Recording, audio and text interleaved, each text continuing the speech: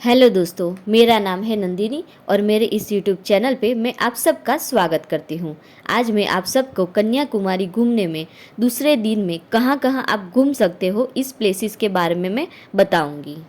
इस वीडियो के लास्ट में मैं आप सबको ये सारे प्लेसेस घूमने में कितना बजट हुआ इसकी डिटेल्स दूंगी, तो आप सब बने रहिए मेरे इस चैनल पे। वीडियो पसंद आए तो लाइक शेयर एंड सब्सक्राइब कर दीजिएगा। सुचिंद्रम श्री थनुमलाई स्वामी टेम्पल। दोस्तों, मैं आप सबको सुचिंद्रम नाम कैसे पड़ा इस बात की इन्फॉर्मेशन दूंगी। पौराणिक काल में इसी स्थान पे ज्ञान अरण्यक नामक वन था। यहाँ महर्षि अत्रि अपनी पत्नी अनसुया के साथ रहते थे। पतिव्रता अनसुया के पास ऐसी शक्ति प्राप्त थी कि वह किसी भी व्यक्ति का रूप परिवर्तित कर सकती थी। ब्रह्मा विष्णु महेश की पत्नी को इस बात का पता चला तो उन्होंने अपने पति को अनसुया के पतिव्रता धर्म की परीक्षा लेने को बोला। उस समय ऋषि अत्रि हिमालय पर तप करने गए। जब अनसुया स्नान कर रही थी तब ब्रह्मा विष्णु महेश साधु वेश धारण करके अनसुया के घर भिक्षा मांगी और बोला कि उस रूप में आकर भिक्षा देने को कहा। ब्राह्मणों को भिक्षा दिए बिना लौटना अधर्म था। वही ऐसी अवस्था में पर पुरुष के सामने आना पतिव्रत धर्म भंग होता था। तब उन्होंने अपनी शक्ति से ब्राह्मणों को शिशु रूप में परिवर्तन करके भिक्षा दी। जब उनकी पत्नी को यह पता चला तो क्षमा मांगी।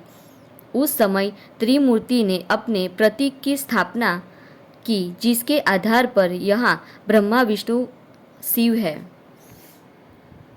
दूसरी कथा यह भी है कि देवराज इंद्र ने गौतम ऋषि के अभिशाप से मुक्ति पाने के लिए यहाँ तपस्या करके उष्ण घृत से स्नान करके उन्होंने स्वयं को पाप मुक्त किया। अर्धरात्रि को पूजा आरंभ की और पूजा संपन्न कर वे पवित्र हुए और देवलोक को प्रस्थान किया। तब से इस स्थान का नाम सुचिंद्रम पड़ गया। इस मंदिर में सीता राम की प्रतिमा स्थापित है। पास में हनुमान की 18 फुट ऊंची प्रतिमा है। ऐसी मान्यता है कि इस विशाल रूप में हनुमान अशोक वाटिका में सीता जी के सामने प्रकट हुए और उन्हें श्री राम की मुद्रिका दिखाई थी। पास ही गणेश मंदिर और नवग्रह मंडप है। मंदिर में 800 वर्ष पुरानी नंदी की विशाल प्रतिमा भी दर्शनीय है। मंदिर के निकट सुंदर सरोवर है। हैगिंग ब्रिज एशिया का सबसे ऊंचा और सबसे लंबा पुल है। यह 115 फीट ऊंचा और 1 किलोमीटर लंबा है। 1966 में निर्मित यह पुल पर्यटकों के लिए एक महत्वपूर्ण स्थान बन गया है और सैकड़ों पर्यटक इसे देखने आते हैं। इस ब्रिज को 28 खंभों का उपयोग करके बनाया गया था।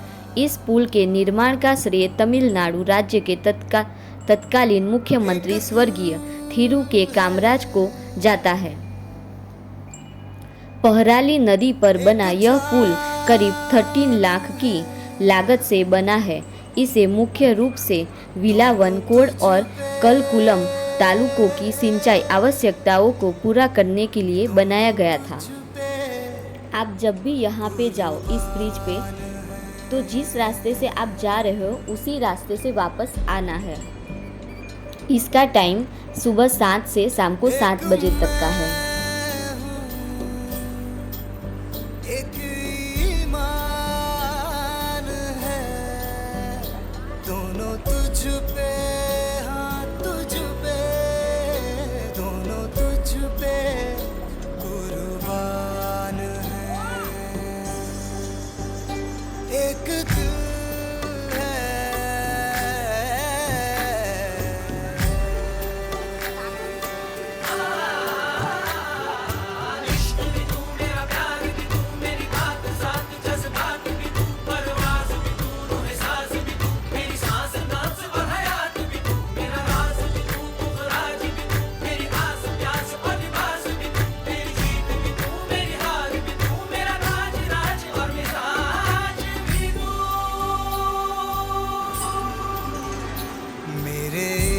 इश्क के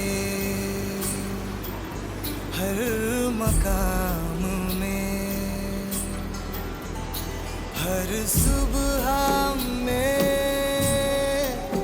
हर शाम में एक रुतबा है, एक शान है। दोनों तुझ पे, हाँ तुझ पे, दोनों तुझ पे, हाँ तुझ पे, दोनों तुझ पे कुर्बान है। एक दिल है। आदि केशव पेरुमल टेम्पल। इस मंदिर का निर्माण 2500 साल पहले हुआ था और इसका उल्लेख पद्मनाभ पुराण में भी मिलता है, जो महर्षि वेदव्यास द्वारा रचित एक वैष्णव पुराण है। मंदिर के मुख्य देवता भगवान विष्णु अनंत पद्मनाभम या आदि केशव पेरुमल के रूप में है और यहाँ लेटे हुए मुद्रा में रहते हैं। माना जाता है कि यह देवता गुड़, सरसों और चूने के पाउडर के मिश्रण से बनाया गया है और ये जो टेम्पल है, टेम्पल का टाइमिंग सुबह 5 से 12 बजे तक का और शाम को 5 से 8 बजे तक का है। चित्राल जैन स्मारक। चित्राल जैन स्मारक मंदिर और भगवती मंदिर भारत के तमिलनाडु कन्याकुमारी जिले में चित्राल गांव के पास स्थित है। मुख्य जैन स्मारक 9वीं शताब्दी का है, जिसमें 3 गर्भगृह है, जिनमें हमेशा जैन प्रतिमाओं रही है। पार्श्वनाथ भगवान, महावीर भगवान और पद्मावती, क्योंकि उन्हें पत्थर से उकेरा गया था और उन्हें नुकसान नहीं पहुंचाया गया है।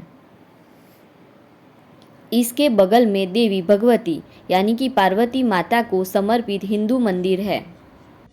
यह मंदिर ऊंचाई पर स्थित है। यह मंदिर तक जाने के लिए आपको बहुत ज़्यादा चलना पड़ सकता है। यह मंदिर ऊंचाई पर स्थित है, इसी वजह से यहाँ प्राकृतिक नज़ारा देखने लायक है। यहाँ का प्राकृतिक सौंदर्य इतना अच्छा है कि यहाँ प्री वेडिंग शूटिंग भी होती है। हम जब यहाँ आए तब हमने देखा कि यहाँ पे प्री वेडिंग शूटिंग हो रहा था। अभी जो आप ये देख रहे हो, ये एंट्री है मंदिर के अंदर आने की।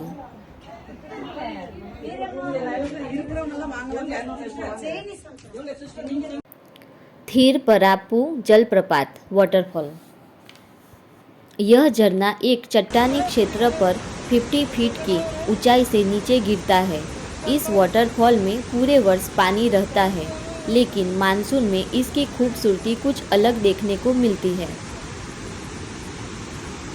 झरने की चौड़ाई करीब 300 फीट की है। इसका प्रवाह इतना तेज है कि कई बार पानी के नीचे खड़े रहना मुश्किल हो जाता है। और यह जो वाटरफॉल है, इसका जो टाइमिंग है वो सुबह 7 बजे से शाम को 5 बजे तक का है और इसकी जो एंट्री फीस है वो 5 रुपीज़ है। पद्मनाभ पैलेस। पद्मनाभपुरम पैलेस 6 एकड़ में फैला है और पश्चिमी घाट के वेली हिल्स की तलहटी में स्थित है। इस पैलेस को 17वीं शताब्दी में इरावी पिल्लई, इरावी वर्मा, कुलशेखर पेरुमल ने बनाया था। यह पैलेस पूरी तरह से लकड़ी और किसी अन्य सामग्री से बना है। उत्तम लकड़ी की नक्काशी और डिज़ाइनों से सुसज्जित पैलेस की सादगी ही इसे वास्तव में आकर्षक गंतव्य बनाती है। इसका जो टाइमिंग है वो सुबह 9 से 12:30 बजे तक का है और दोपहर को 2 से 4:30 बजे तक का है और मंडे क्लोज रहता है। और इसकी जो फीस है वो 50 रुपीज़ है। यहाँ पे जब आप जाओगे तो यहाँ पे आपको फ़ोटो खींचना अलाउ है, लेकिन वीडियो उतारना अलाउ नहीं है। हम जब यहाँ गए थे तब यहाँ पे भीड़ बहुत ज़्यादा थी। सेंट जेवियर चर्च नागरकोइल के कोट्टार में स्थित सेंट जेवियर चर्च कन्याकुमारी से लगभग 16 किलोमीटर दूर स्थित है। इसका निर्माण 15वीं शताब्दी में हुआ था। 1865 में इस चर्च का जीर्णोद्धार द्वारा और विस्तार किया गया। 1930 में सेंट जेवियर चर्च को कैथेड्रल का दर्जा दिया गया। यह चर्च सेंट जेवियर के सम्मान में बनाया गया था, जिन्होंने कोट्टार में अपने प्रवास के दौरान वेनाड के लोगों पर पड़ा घास के आक्रमण को रोका था। उनके इस कार्य की राजा ने सराहना की और उन्हें कैथोलिक चर्च के निर्माण के लिए जमीन का एक टुकड़ा उपहार में दिया। अब उसी स्थान पर सेंट जेवियर चर्च खड़ा है। वट्टकोट्टई किला 18वीं शताब्दी में निर्मित वट्टकोट्टई किला त्रावणकोर साम्राज्य के तटीय किलों में से अंतिम है। हालांकि इसे गोलाकार किले के रूप में जाना जाता है, लेकिन इसका आकार आयताकार है। कैप्टन यूस्टेशियस डी लेनोय के प्रशासन के तहत वट्टकोट्टई किले का निर्माण तटीय रक्षा के उद्देश्य से किया गया था। यह किला त्रावणकोर के राजा मार्तंडवर्मा के शासनकाल के दौरान बनाया गया था। इस किले की प्रभावशाली संरचना में हथियार कक्ष, वॉच टावर आदि जैसे विभिन्न खंड शामिल हैं। किले की दीवारों पर देखी जा सकने वाली मछली की आकृति इसे तथ्य का संकेत है। अब भारतीय पुरातत्व विभाग के संरक्षण में इस किले को विरासत स्थल घोषित कर दिया गया है। यह किला चट्टानों पर बना है और यहाँ से अरब सागर का पानी दिखाई देता है।